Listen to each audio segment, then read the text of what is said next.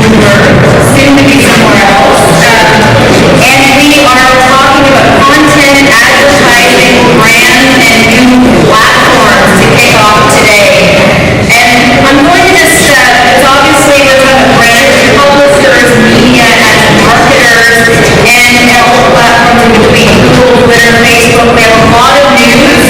We have the dress, which I will ask, of course, everybody about. And let me just go down, I'm going to go from the end. Brian Terry, who wins the Herculean Vote here from Philadelphia Award, former publisher, Philadelphia Inquirer and Daily News, CEO, Brian Communications and Real-Time Media.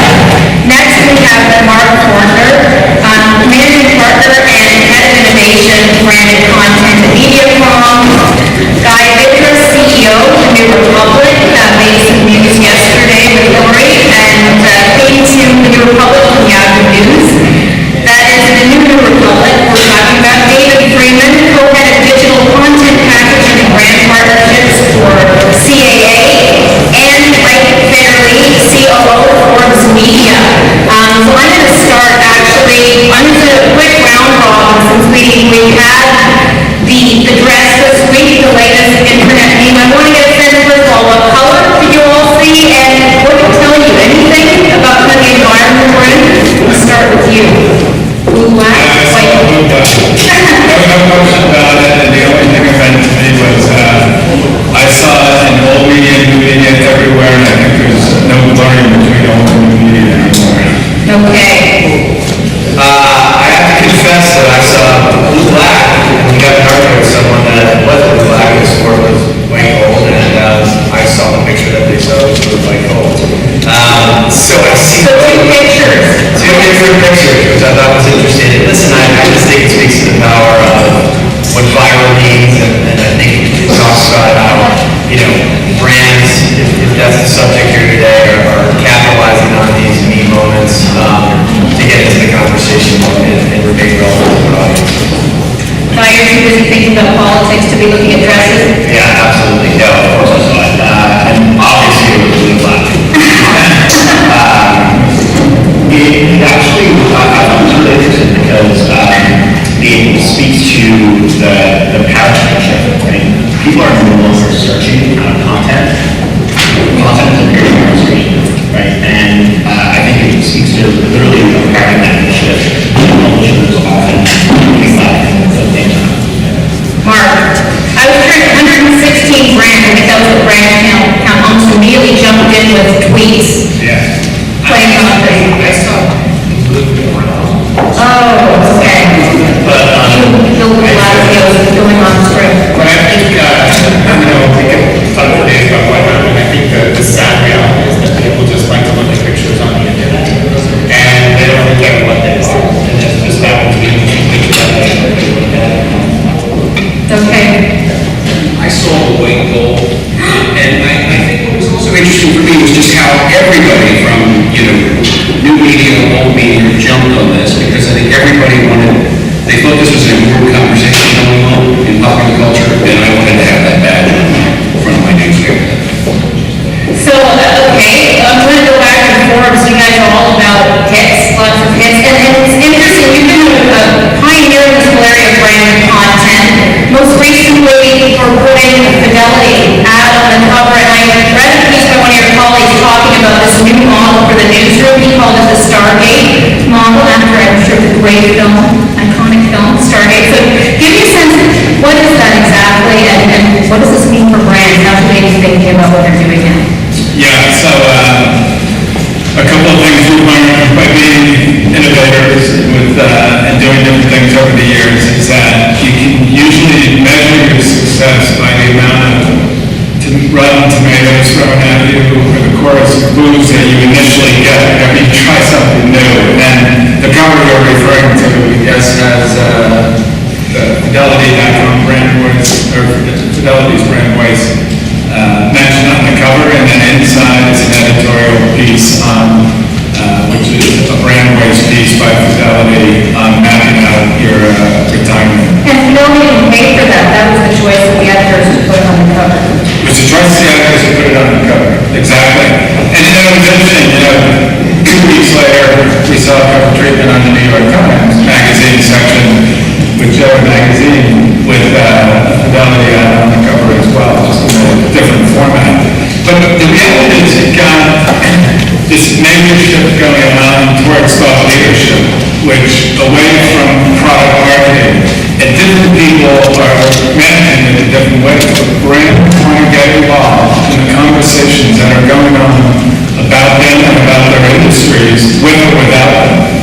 And Brand Voice, what we created, was a way of giving them a voice in the conversation, and it has been a kind of one of the founding concepts of Forbes.com when we relaunched it 5 years ago.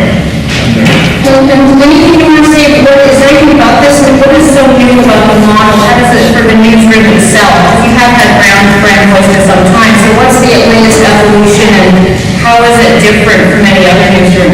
Yeah, so the new newsroom is a concept that we defined the newsroom around a contributor model, where we have 1,500 contributors writing directly onto the technology platform. It's a proprietary platform that we created. And we have 3 different groups writing onto that. We have the contributors and writers from Forbes writing onto it. We have the marketing partners writing onto it. And we also have users writing on it in terms of comments and everything else that go on there. The Stargate analogy, which I made a really good slide to explain this clearly. The concept is we've got... No slides. No slides, exactly, but it's going to be difficult because it's a little bit like an Indiana Jones, like you find in the bottom of Mayan Rome, and he shifts some rocks this way and that way and this way, that way, and the door would open. Is this idea that we're creating all of this content on many different subjects. And nowadays, it's aligning. In the old days of the magazine, you'd have sections of investing and different things. Nowadays, it's about the content aligning with readers' interests and being distributed in smart ways to those readers, aligned with the marketing interests as well. So it's no longer just about packaging the content and putting it out there. We have the ability to kind of shift everything so we can put the right content with the right sales message, with the right distribution, which might, if we were looking at Brand Voice piece of content, might include optimizing it across our social team, putting it onto LinkedIn and using Outlook. So we'll talk about the different models. And David, CAA is very innovative, I think, in terms of everything from the new funds to some of the different content deals. Tell us a little bit about what's sort of going on in terms of your mindset of the platform, some of the interesting deals that are being put together that pivot off the trends you're talking about with regard to brands. Yeah, it's been an amazing 24 months from where we sit. Obviously, there's massive disruptive changes that are happening both in Hollywood and that are happening across media, and clearly are happening with brands. So we sit in this unique time where our creators are still, many of them are still doing great work in the traditional lanes. But a lot of the opportunities they have and a lot of the ideas they have really don't come to life that quickly and sit on shelves for quite a long time. So digital distribution, being a commodity to a certain degree now, has given our clients a whole new world to which to play. And a big part of that world is working with brands. We're trying to advance the conversation, and we spoke about this a little bit when we huddled before our panel this morning, to move away from the word branded entertainment or branded content. Have you been waiting for it yet? I haven't yet, it's only been 10 minutes since you asked me that. I'm working on it. But for us, it's how do we get creators and brands talking about creating real IP together? The one thing that creators have and brands have in common is audiences, right? Brands have audiences now. Creators are trying to reach audiences now. Clearly, talent has audience now. And so we want to have a conversation with brands about creating real IP. What I mean by real IP is the entertainment's first before the brand. Days of product placement, I think, are gone. It's bottom of the shelf discussion We want to talk to brands about what is the DNA of your brand, what is the story you want to create inside your brand, and how do we capture that with a creator who can capture the essence and the brand sensibility inside of the store, and how that story is going to attract audiences. So that's the conversation we're having, and I think now that the brands really understand that to a certain degree they are publishers, they are programmers, and they have to think about audiences and sustaining those audiences, and it can't just be about shoving their product and how to down the consumer throats. And I think you look at a company like a Red Bull, you look at companies like GoPro and some of the more sophisticated brands out there, we're starting to think like media companies. It's a really interesting time. We're doing some really interesting things with brands, and brands seem much more excited to have a conversation about creating evergreen content that can be sustained, delivered through digital, packaging with talent who have audience, whether that's digital endemic talent or traditional talent, and launching some interesting partnerships, considering the shifting dynamics. Okay, good. Well, hopefully we'll get a little bit more of the partnerships. Guy, you've had a sort of tumultuous fall, I guess, with some of the exits from the masthead and the New Republic. Now you've got this new look, a new chief product officer, you have a new acquisition. Tell us a little bit about what's going on and sort of the mindset. What's new about the New Republic under your regime? Well, yeah, we definitely have not been bored over the last several months. So fundamentally, we come into this thinking that there's two key themes, right? The first is we ultimately believe that content creators, that great journalism, actually has a tremendously huge audience out there.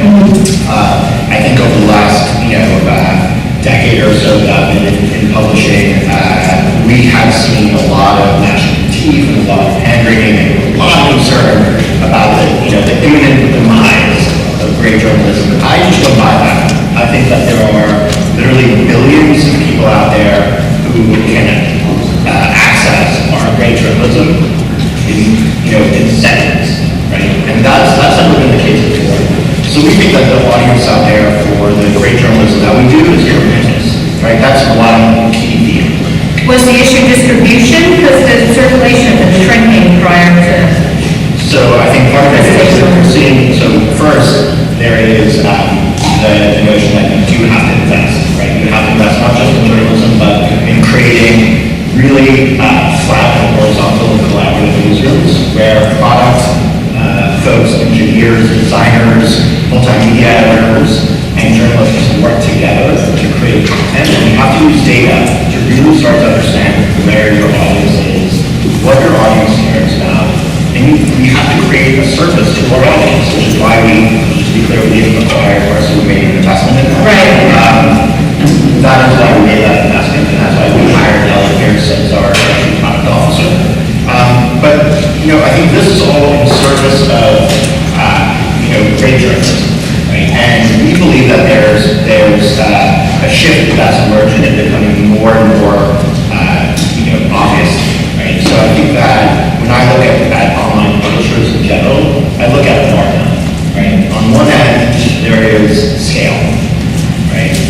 Lots of players out there with scale, and in Yahoo News, we got pretty decent scale. The Huffington Post, lots of other players out there who are thinking about scale, and that means a certain editorial strategy, right? So, on aggregation, click hits, address, things like that, right? It also, from an advertising perspective, from a brand perspective, is a phenomenal reach play, right? If you're a brand that wants great reach and tremendous ROI, that's the model we're looking after. We also fundamentally believe that there is another path, and that path is a path that can lead to tremendous success, the other end of the market, right? And that is about the quality of your audience and the depth and engagement of that audience, right? Which then determines our editorial strategy, our product strategy, and our monetization strategy, right? So from an editorial perspective, we at the New Republic, the New Republic, are actually doubling down on depth of reporting and focus and specificity on topics that we think there are tremendously large and engaged, passionate audiences out there. Does that change the kind of brands that should be interested in you? The way brands engage with you? Because reach is not the goal? Well, reach was never the goal, I think you're public.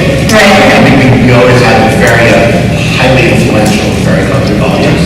I think we have an opportunity to expand that. Okay. Right? So that leads to, from the editorial side, to a product investment strategy, right? Bringing in both people with specific skill sets to build product that can lead to deep engagement. So when people do find us in their screen, right, about a topic they deeply care about, once they do find us and come to us, we have to really engage them deeply and have them spend a tremendous amount of time with us, not just time, but also engaging with us, sharing, commenting, distributing it. And from the monetization perspective, as we've heard before, it really presents us with an opportunity to let brands enter into that conversation. We are having a deep and engaged conversation with people who are passionate about, let's say, climate change. Right? We think that there are brands, or dozen brands, not every brand, who absolutely want to be engaged in that conversation, and we want to let them, have a place on our platform to put their ideas, get involved in that conversation, put their content in front of our